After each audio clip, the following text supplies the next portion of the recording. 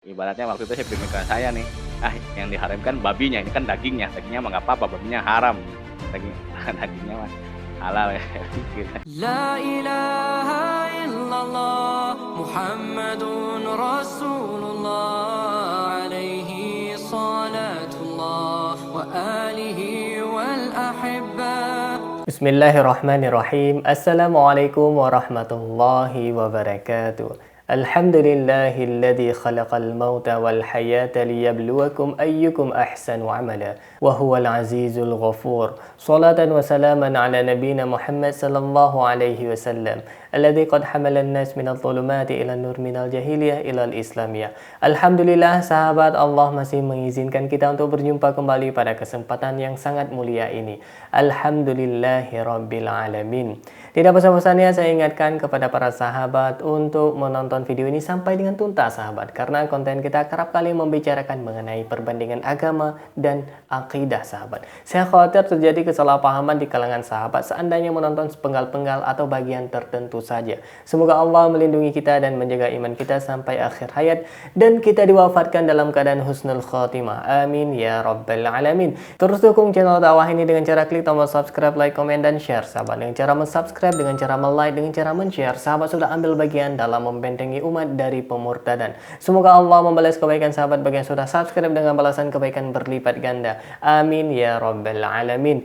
Baik sahabat, setelah sekian lama kita tidak berjumpa, akhirnya kita berjumpa kembali sahabat, karena ada sesuatu dan lain hal yang saya kerjakan dan itu menyangkut dengan pendidikan saya sahabat. Seandainya sahabat pengen mengetahui tentang kepribadian saya, sahabat bisa berkunjung kepada channel yang satu lagi, yaitu channel Akhi Nailul sahabat. Di subscribe juga kalau misalkan sahabat tertarik dengan channel tersebut, karena di channel itu saya akan membuat konten seperti vlog, seperti ya keseharian apa yang saya pikirkan. Di situ saya akan menuangkan segalanya sahabat tentang kepribadian saya sahabat. Turut juga saya lampirkan linknya di deskripsi sahabat. Kalau misalkan sahabat tertarik, langsung saja subscribe, like, komen, dan share sahabat. Baik sahabat, konten kita kali ini kita akan meluruskan seorang murtadin yang cukup bengkok sahabat. Dia mengatakan bahwasanya yang diharamkan itu cuma daging babi sahabat, sedangkan lemak babi halal. Na'udzubillah summa na'udzubillah. Ini merupakan pemikiran-pemikiran yang sangat absurd sahabat. Tidak hanya sampai di situ, dia juga mengatakan hal-hal yang cukup aneh sahabat. Mari langsung saja kita akan melihat cuplikan video, kemudian kita akan langsung klarifikasi supaya jelas dan tidak menimbulkan fitnah di kalangan masyarakat. Baik, ini dia cuplikan videonya. Bapak-bapak, dia menawarkan saya untuk tinggal di rumahnya dan kerja. Ya saya waktu itu ya puji Tuhan sekali gitu, maksudnya saya dapat kerjaan, dapat tempat tinggal, dapat makan gratis pula, akhirnya ya udah Pak saya mau. Akhirnya saya dibawa ke rumah bapak tersebut di daerah Nginden Inten dekat gereja Betani. Jadi saya waktu itu di situ kebetulan bapak ini punya usaha restoran namanya restoran Seri, dan itu restoran non halal. Jadi setiap hari itu kerjaan saya tuh cuman menggoreng lemak babi sebanyak 10 atau sampai 15 kilo per harinya gitu.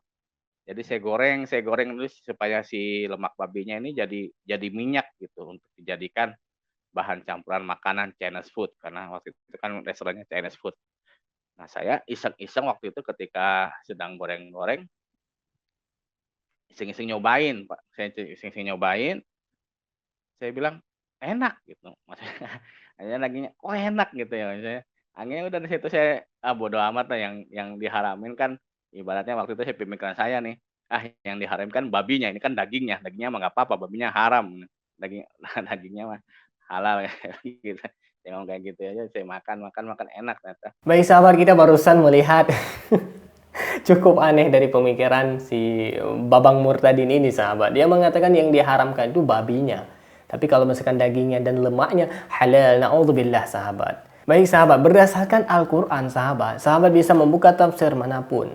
Yang dimaksud dari Allah mengharamkan lahmul khinzir, yaitu daging babi, itu mencakup totalnya, seluruhnya sahabat. Jadi tidak hanya dagingnya doang yang Allah haramkan, lemaknya, kulitnya, bulunya, giginya, tainya juga haram sahabat. Jadi kalau misalkan si Babang Murtadin ini mengatakan yang diharamkan itu babinya, berarti tainya halal. Coba suruh makan tai babi sama Babang Murtadin itu, pasti dia tidak akan mau sahabat. Karena sesuatu yang Allah haramkan pasti menimbulkan efek negatif kepada kita pribadi, sahabat. Misalkan dari daging babi itu sendiri kenapa diharamkan? Karena terdapat cacing pita yang sangat berbahaya bagi tubuh kita. Kemudian ditinjau lagi dari lemak babi. Kalau misalkan kita memakan lemak babi, itu akan meningkatkan kolesterol kita yang cukup tinggi, sahabat. Jadi dari misalkan sahabat memiliki kolesterol yang kadarnya rendah, dengan mengkonsumsi daging lemak babi, kolesterol sahabat akan overdosis bisa saja, sahabat. Karena sesuatu yang Allah haramkan pasti ada mudaratnya bagi tubuh kita. Baik sahabat, kita lanjutkan kesaksian si Babang Murtadin ini, sahabat. Ini kedepannya makin kacau, sahabat. Kita lanjutkan. Pada suatu hari, saya pagi-pagi itu tepatnya hari Minggu, saya iseng-iseng buka radio, nyetel radio di sana di Kupang. Nah, ketika pas saya buka, ada radio Kaisarea namanya itu di Kupang itu nama radionya itu Radio Kaisarea. Nah, ketika saya sedang mendengarkan itu, tiba-tiba pendetanya ini sedang khotbah dan nggak lama dia bilang, Alkitab berkata, akulah jalan dan kebenaran dan hidup. Tidak ada seorang pun yang datang ke surga kecuali melalui aku. Wah, saya bilang, wah ini kayaknya nyambung nih maksudnya sama mimpi saya gitu. Nah, saya langsung di situ hati saya ini mulai pengen mengenal siapa ini gitu. Akhirnya saya mulai kembali buka lagi Al-Quran. Saya waktu di Kupang memang saya tidak punya. Akhirnya saya pergi ke Gramedia, saya beli Al-Quran terjemahan. Jadi saya mulai buka-buka lagi gitu. Lalu saya sambil membuka-buka, saya sambil berdoa, Tuhan tolong berikan saya petunjuk, tolong berikan saya petunjuk ya Allah. Karena saya nggak mau nih mati masuk neraka gitu. Saya ini paling saya walaupun tampang sangar begini, maksudnya kalau misalkan masalah mati itu saya pikiran itu, wah masuk neraka nih gitu. Karena ya memang sepanjang apalagi kan kiai saya waktu saya di pesantren tuh harus kita nih benar-benar sholat 5 waktu nih jangan pernah tinggal, puasa itu jangan pernah tinggal. Nah, karena kan kemarin waktu saya nakal itu saya sholat 5 waktu juga masih ya belang jarang-jarang Senin Kamis lah. Makanya pikiran saya itu kalau mati saya meninggal nih, mati ini masuk neraka ini. Belum lagi tersiksa di kubur, ditajak lagi man robuka, man kita buka. Wah, ribet lagi saya bilang gitu. Akhirnya saya mencoba nih menggali karena saya pengen selamat nih dunia akhirat gitu. Akhirnya saya menggali, lalu saya di situ ketika pertama saya buka Alkitab Injil waktu itu saya meminjam dari teman saya non muslim di Kupang. Saya buka dan ketika saya iseng-iseng buka, saya main buka-buka acak aja karena kan saya nggak tahu. Maksudnya susunan kayak sekarang nih misalkan Yohanes berapa, saya mah main buka aja main buka ketemulah ya ayat tersebut gitu. Bahwasanya di situ saya waktu itu kayaknya buka surat Wahyu, surat Wahyu di situ yang berkata, akulah Alfa dan Omega gitu. Nah, saya langsung ingat, wah ini kok kayaknya saya pernah baca Al-Hadid gitu. Al-Hadid itu berkata huwal awalu wal akhiru. Dialah yang awal dan yang akhir gitu. Lalu saya meresapi kalimat daripada Al-Quran ini, kok kenapa bahasanya itu kok huwa awalu wal akhiru. Dialah. Kenapa bukan aku? Ternyata jangan-jangan Allah ini mau ngasih tahu bahwasanya dia itu ya bertunjuk kepada Nabi Isa. Waktu itu pemikiran saya gitu. Lalu saya buka lagi Al-Quran. Saya waktu buka halaman pertama di Al-Baqarah yang dikatakan zalikal kitabul la raiba fihi hudalil muttaqin. Gitu. Yang artinya sesungguhnya kitab itu tidak ada keraguan-raguan sedikit pun bagi orang-orang yang bertakwa.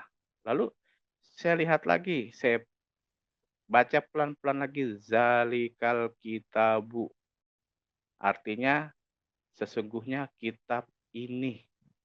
Lalu saya nginget lagi perasaan dulu waktu saya belajar Nahwu Shorob. Nahwu Shorob itu ilmu kitab yang mempelajari tentangnya tata baca cara Al-Quran. Saya harusnya kan bahasanya itu kitabi, kalau artinya itu kitab ini. Tetapi kok ini kok artinya kitabu, aturan artinya itu kitab itu. Berarti kan kitab itu adalah kitab yang selain daripada Al-Qur'an ya, kitab apalagi kalau misalkan yang bukan dari Al-Qur'an ya kecuali ya Injil sama Taurat gitu. Lalu saya mulai di situ, tek, gimana ya, langsung saya ini kayak goyang gitu. Saya goyang, lalu saya ketemu lagi surat Maryam berkata bahwasanya Isa Al-Masih itu diciptakan dari firman, dari firman-Nya. Lalu saya kembali merenung gitu, ini kalau misalkan Isa diciptakan dari firman-Nya, ibaratnya Isa itu terjadi, kun fayakun atas atas firman Allah, atas suaranya Allah gitu. Berarti, Isa Al-Masih itu dengan Allah tuh menyatu. Kenapa saya waktu itu bisa mempunyai pikiran seperti itu? Ya, saya kembali mengambil logikanya begini, saya dengan suara saya itu menyatu, tidak pernah berpisah. Dan orang bisa mengenal saya lewat suara saya aja. Contohnya, istri saya bisa kenal saya lewat suara saya. Misalkan saya nelpon istri saya, "Halo Mah, Mama lagi ngapain?" Ya istri saya langsung tahu gitu, "Oh ini suara suami saya," gitu. Berarti, eee, sua sa orang bisa mengenal saya dari suara saya gitu. Lalu saya berpikiran, berarti saya bisa kenal dengan Allah yang sebenarnya dari Isa Al-Masih. Ya karena apa? Karena Allah dengan Isa Al-Masih itu satu, karena Isa Al-Masih itu ya suaranya Allah, firman-Nya Allah. Baik sahabat, kita sudah mendengarkan kesaksian yang cukup konyol dan ya tidak rasional bisa kita katakan sahabat. Seperti si Babang Murtad ini mengatakan poin yang pertama, dia tidak ingin masuk neraka. Tapi dia murtad, na'udzubillah summa na'udzubillah sahabat. Semoga Allah melindungi iman kita. Murtad dia sahabat. Jadi barang siapa yang meninggal tidak dalam keadaan beriman, yaitu dia tidak meninggal dengan keadaan la ilaha illallah, maka neraka tempatnya sahabat. Na'udzubillah summa na'udzubillah. Ini cukup bahaya sahabat. Bahkan kita sehari 5 kali mengulang syahadat, yaitu dalam sholat sahabat. Bukan 5 kali sahabat. Bahkan sehari itu ada ada duduk tahiyat awal dan tahiyat akhir. Kadang dalam satu sholat itu 2 kali kita mengulang sahabat. Asyhadu an la ilaha illallah wa asyhadu anna Muhammadar Rasulullah. Allahumma shalli ala Muhammad. Itu kan hampir setiap hari kita ulang. Itu apa fungsinya? Karena dikhawatirkan dalam perbuatan kita, dalam perkataan kita ada kandungan-kandungan yang mengindikasikan kepada kemurtadan. Jadi kita secara tidak sadar kita sudah murtad, makanya kita senantiasa mengulang syahadat kita dalam sholat, dan itu diwajibkan sahabat. Baik sahabat, ini cukup aneh si Babang Murtad ini pengen masuk surga tapi dia murtad. Itu adalah suatu pemilihan yang sangat konyol menurut saya pikir sahabat. Kalau dipikirkan dengan akal sehat, itu merupakan pemikiran yang sangat konyol. Kemudian dia bercerita sahabat, poin yang kedua dia bercerita bertemu dengan salah satu pendeta, dan pendeta itu mengatakan akulah alfa dan omega. Dia mengartikan ini sahabat, Tuhan itu Alfa dan Omega. Itu Yesus Kristus Alfa dan Omega. Padahal sahabat, penafsiran dari ayat tersebut itu Wahyu pasal 22 ayat 13 kalau saya tidak salah ingat, itu memiliki makna yang sangat ambigu. Kalau misalkan kita mengatakan Isa Al-Masih itu yang awal dan yang akhir, maka Isa Al-Masih itu dilahirkan dari seorang wanita yang bernama Maryam. Jadi secara logikanya sahabat, duluan Bunda Maryam ketimbang Nabi Isa alaihi salam. Itu kan secara logikanya sahabat. Jadi tidak nyambung sahabat dengan logika yang disampaikan oleh si Bapak Murtadin ini. Kemudian yang cukup aneh sahabat, sebagai saya basic sahabat, saya basicnya lulusan sarjana pendidikan bahasa Arab, ya serata 1 atau S1 sahabat. Dan ketika dia mengatakan ilmu sorof, dia belajar ilmu sorof sahabat, dia mengatakan ilmu sorof itu tata cara membaca bahasa Arab. Ini salah total sahabat. Ilmu yang mempelajari tata baca bahasa Arab yaitu ilmu tajwid. Sedangkan ilmu sorof itu ilmu yang mempelajari perubahan kata dasar dari bahasa Arab itu sendiri. Contohnya, fa'ala yaf'alu fa'lan wa maf'alan fahuwa fa'ilun uf'un la taf'un wa dzaka maf'ulun. Dan sebagainya sahabat. Jadi ini sangat-sangat keliru sahabat. Apa yang si Babang Murtad ini sampaikan itu tidak berdasarkan teori yang memang absolutely benar. Teori yang memang sudah dipegang dari turun-temurun. Ini sangat-sangat keliru sahabat. Saya jadi Ya terheran-heran ketika si Babang Murad ini mengatakan ilmu sorof adalah ilmu yang mempelajari tata baca Al-Quran. Na'udzubillah summa na'udzubillah. Kemudian dia menafsirkan atau mengartikan ahadin. Ahad. Ahad ini dia artikan yang awal dan yang akhir. Ini suatu kekonyolan kalau saya pikir sahabat. Karena ahad ini artinya esa atau satu-satunya, tidak ada duanya. Contoh, Qul huwallahu ahad. Katakanlah Muhammad bahwasanya Allah itu esa, Allah itu satu. Di situ tidak pernah kita mendengarkan ada penafsir atau mufassir yang mentafsirkan Qul huwallahu ahad. Katakanlah Muhammad Allah itu yang awal dan yang akhir. Itu beda konteksnya sahabat, beda. Ini kan cukup aneh kalau misalkan sahabat atau teman-teman yang non-muslim mau menggunakan akal sehat, cobalah berpikir dengan jernih. Cobalah menuntut ilmu terhadap ahlinya, terhadap para mufassirnya, supaya kita mendapatkan esensi dari makna ayat tersebut sahabat. Bukan seperti Babang Murtad ini cuma hanya mendengar, berasumsi sendiri, kemudian mengambil kesimpulan. Dan yang sangat konyol lagi sahabat, ketika si Babang Murtad ini mengatakan firman Allah dengan Allah itu adalah satu. Jadi firman Allah dengan Allah itu satu. Dan dia mengambil kesimpulan Isa Al-Masih terlahir dari firman, pada mulanya dia adalah firman, dan dia adalah satu dengan Allah. Ini na'udzubillah, ini adalah pemikiran yang tidak masuk akal sahabat. Jadi umat muslim di dunia mengakui bahwasanya sahabat Al-Quran ini sahabat adalah kalamullah. Ini adalah firman Allah. Apakah Al-Quran ini merupakan Allah itu sendiri? Apakah Al-Quran ini merupakan zat Allah? Bukan sahabat. Al-Quran ini memang sifatnya qadim. Memang qadim, sebelum-sebelumnya sudah ada sahabat. Tapi Al-Quran ini bukan Allah itu sendiri, melainkan dia adalah kalamullah. Dengan kita membaca Al-Quran ini kita mengenal Allah. Karena dalam Al-Quran ini terkandung sifat-sifat Allah seperti yang saya sebutkan tadi, Qul huwallahu ahad, Allah itu esa. Kita tahu dalam Al-Quran ini Allah itu khairur raziqin, Allah itu sebaik-baik pemberi rezeki. Allah itu la ta'khudhu sinatun wala naum, Allah itu tidak mengantuk, Allah itu tidak tidur. Kita mengetahuinya melalui firman-firman Allah. Jadi Al-Quran itu bukan berarti Allah itu sendiri. Nah, Nabi Isa dilahirkan dengan firman, ini tertera juga dalam firman Allah, innama amruhu idza arada syai'an ay yaqula lahu kun fayakun. Ketika Allah menginginkan sesuatu, maka Allah akan berkata kun, jadilah. Maka jadilah apa yang Allah katakan itu. Begitu juga dengan lahirnya Anda, begitu juga dengan lahirnya saya. Itu kan ditiupkan roh kita ke dalam rahim ibu kita. Itu melalui kun. Kunnya Allah, firmannya Allah. Pada mulanya dia adalah firman. Pada mulanya Anda adalah firman. Ketika Allah menginginkan Anda hidup, maka Allah akan berkata, kun, jadilah. Sebenarnya penciptaan Nabi Isa itu, ya seperti penciptaan Nabi Adam, sahabat. Khalaqa Isa kamathali Adam. Penciptaan Nabi Isa itu seperti penciptaan Nabi Adam. Allah berkata, kun, jadilah. Maka jadilah. Bukan berarti firman Allah itu sendiri, zat Allah itu sendiri. Contoh yang paling sederhana, sahabat. Kita membeli sebuah kaset video klip lagu. Katakanlah video klip K-pop, ini yang sedang ngetren anak-anak muda. Kita membeli lagu K-pop sahabat. Di situ kan ada suara penyanyinya, suara BTS. Dan saya tidak begitu mengetahui bagaimana apa boyband K-pop itu. Kita ibaratkan suara salah satu boyband, kita beli video klipnya full album. Kita mendengarkan, di situ kan ada suara dia. Apakah dalam kaset yang kita beli itu K-pop itu berada? Personilnya berada? Kan bukan. Yang ada dalam kaset itu hanyalah suara dari boyband ini. Bukan berarti boyband ini masuk ke dalam kaset. Ini kan tidak logis, sahabat.